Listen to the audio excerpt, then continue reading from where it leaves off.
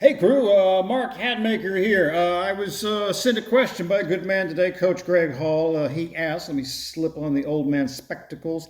Hi Mark, me. From all the boxes you put on the DVDs and the books, which was your favorite and why? A great question. And sent the answer back to him, and it struck me that the answer is probably maybe some other people might benefit from it, or maybe not. I don't know. We'll keep this brief. That's a great question because who's your favorite and why? It changes all the time because I love them all so much. Clearly, I'm pretty much a guy who runs up to about 1942 and stops. I'm looking like early frontier rough and tumble, and then you get up to that era, World War II, we're starting leaching out the talent because of the war effort. I get a little bit less interested. Just my bias. Doesn't mean there's not anything good after it. That's just whatever I like way up front before the rule set got clamped down.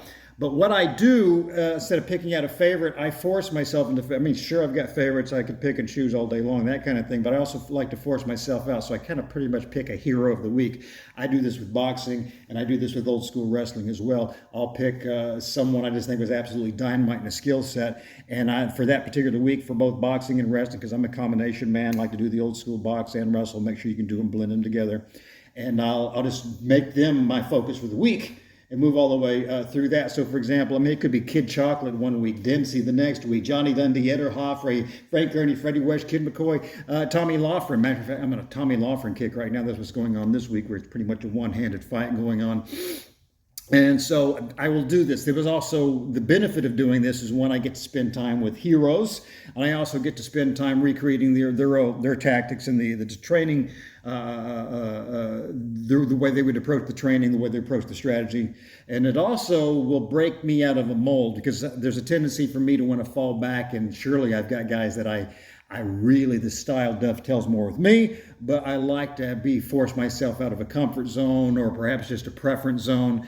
That helps me out. Same thing with the old school wrestling as well. There's different styles within that, and I like to pick out that hero and go, this is what we're doing this week. This is what I'm going to do. I'm Ben Roller right now, man, and here we go.